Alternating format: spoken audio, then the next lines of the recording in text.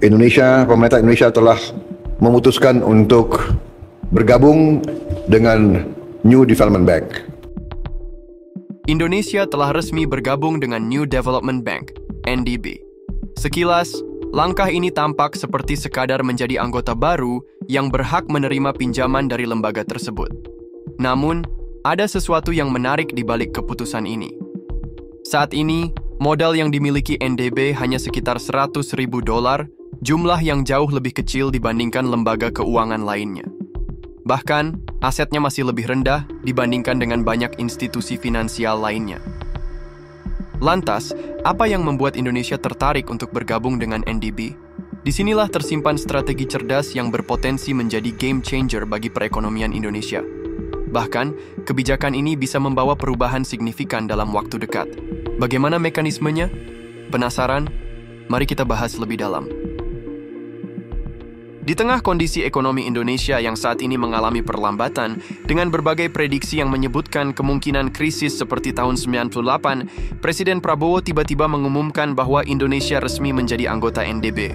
Ini merupakan langkah strategis yang menunjukkan bahwa Indonesia semakin mendekat dengan negara-negara BRICS. Dengan keanggotaan ini, Indonesia tidak perlu khawatir mengalami ketergantungan terhadap IMF seperti di masa lalu. Sebab, negara-negara BRICS melalui bank ini tidak akan membiarkan mitra strategisnya di Asia Tenggara mengalami kemunduran ekonomi. Pemerintah tidak terlalu khawatir, meskipun ada upaya dari pihak asing untuk melemahkan ekonomi Indonesia dengan menekan nilai tukar rupiah. Hal ini dikarenakan fundamental ekonomi Indonesia saat ini jauh lebih kuat dibandingkan dengan kondisi pada tahun 1998. Kekuatan ini tercermin dari berbagai aspek, seperti rasio utang yang lebih rendah, cadangan devisa yang lebih besar, serta kinerja perdagangan Indonesia dengan Amerika Serikat dan Eropa pada tahun 2024 yang tetap stabil. Fakta ini menunjukkan bahwa pelemahan rupiah saat ini bukan disebabkan oleh kebijakan fiskal pemerintah, melainkan dipengaruhi oleh faktor eksternal atau adanya upaya tertentu dari luar yang berada di luar kendali pemerintah. Selain itu, dengan bergabungnya Indonesia ke dalam New Development Bank, NDB, semakin memperkuat keyakinan bahwa Indonesia mampu melewati tantangan ekonomi yang ada saat ini. Sebagai informasi, New Development Bank atau Bank Pembangunan Multilateral didirikan pada tahun 2015 oleh negara-negara BRICS.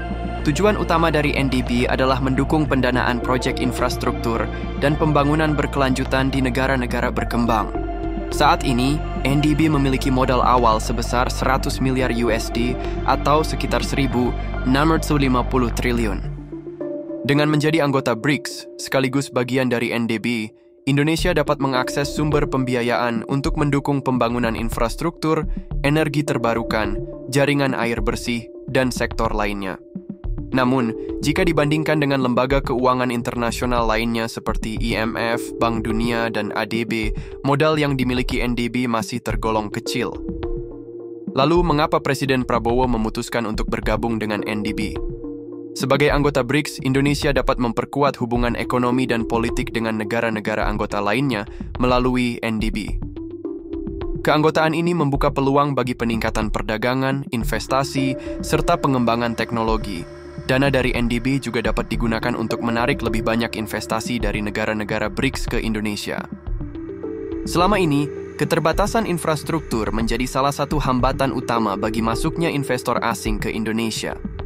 Biaya logistik yang tinggi, harga energi yang belum kompetitif, serta perkembangan teknologi digital yang masih membutuhkan peningkatan menjadi beberapa faktor penghambat investasi.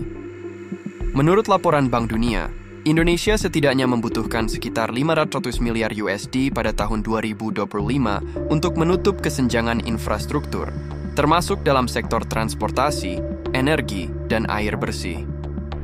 Berdasarkan fakta di lapangan, biaya logistik di Indonesia saat ini mencapai sekitar 23% dari total biaya produksi, jauh lebih tinggi dibandingkan dengan negara-negara Asia Tenggara lainnya yang rata-rata hanya berkisar 10-15%.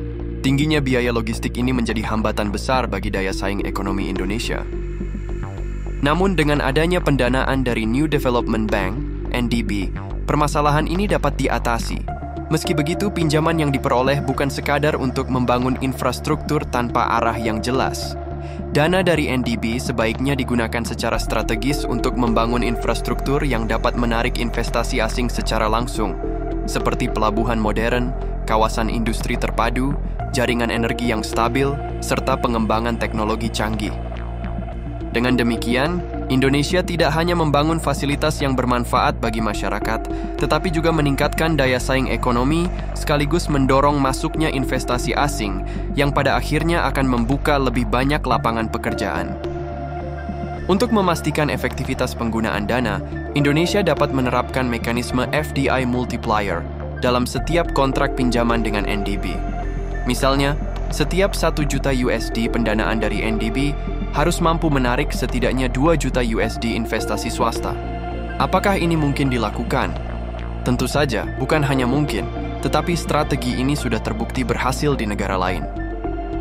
Sebagai contoh, Vietnam telah menerapkan pendekatan serupa. Dengan menggunakan pendanaan dari Japan International Cooperation Agency, JICA, Vietnam membangun pelabuhan Lac Huyen. Hasilnya, proyek tersebut mampu menarik investasi asing langsung, FDI sebesar 3,2 miliar USD. Kini, pelabuhan tersebut menjadi pusat logistik strategis yang meningkatkan daya saing Vietnam di kawasan Asia Tenggara. Dengan strategi yang tepat, Indonesia tidak perlu khawatir bahwa pinjaman dari NDB akan menjadi beban finansial dalam jangka panjang. Sebab, setiap dana yang diterima dapat dikonversi menjadi investasi yang produktif. Sebagai contoh konkret, jika Indonesia ingin membangun pelabuhan besar di Pulau Rangsang, maka bisa mengajukan pinjaman hingga 3,2 miliar USD atau sekitar 50 triliun dari NDB. Namun, sebagai syarat, proyek ini harus mampu menarik investasi dari negara-negara mitra BRICS seperti India, Rusia, dan China dengan nilai minimal 7 miliar USD. Investasi ini dapat berbentuk industri manufaktur, pengolahan sumber daya alam, zona ekonomi khusus, dan sektor strategis lainnya. Investor potensial dari berbagai negara dapat diarahkan ke sektor-sektor strategis sesuai dengan keunggulan mereka. Misalnya, investasi dalam produksi baterai UV, panel surya, dan mobil listrik dapat berasal dari China. Sementara itu, sektor digital dan farmasi berpeluang besar menarik investasi dari India, dan industri kilang minyak dapat didukung oleh Rusia.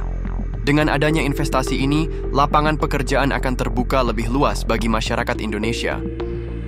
Selain itu, pajak yang dihasilkan dari aktivitas ekonomi perusahaan asing tersebut dapat menjadi sumber pendanaan untuk membayar cicilan dan bunga pinjaman yang digunakan untuk pembangunan infrastruktur seperti pelabuhan.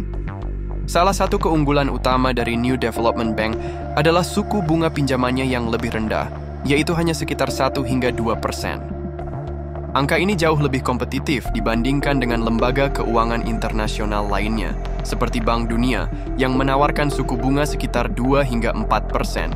Tidak hanya itu, proses persetujuan pinjaman dari NDB juga lebih cepat, yakni sekitar 9 hingga 12 bulan, dibandingkan dengan Bank Dunia yang membutuhkan waktu sekitar 18 hingga 24 bulan.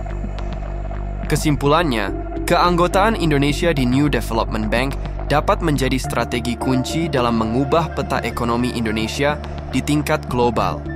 Dengan dukungan pembiayaan dari NDB, Indonesia dapat memanfaatkan berbagai peluang strategis, seperti percepatan pembangunan infrastruktur, peningkatan investasi asing, dan transformasi industri. Faktor utama yang menentukan keberhasilan strategi ini adalah penerapan klausul FDI multiplier dalam setiap kontrak pinjaman. Dengan mekanisme ini, setiap pinjaman dari NDB tidak hanya digunakan untuk membangun infrastruktur, tetapi juga sebagai pendorong masuknya investasi asing ke Indonesia, khususnya dari negara-negara anggota BRICS. Bagaimana menurut kalian?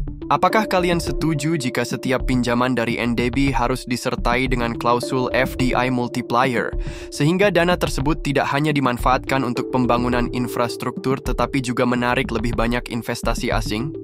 Silakan tulis pendapat kalian di kolom komentar. Terima kasih sudah menonton. Sampai jumpa di video berikutnya.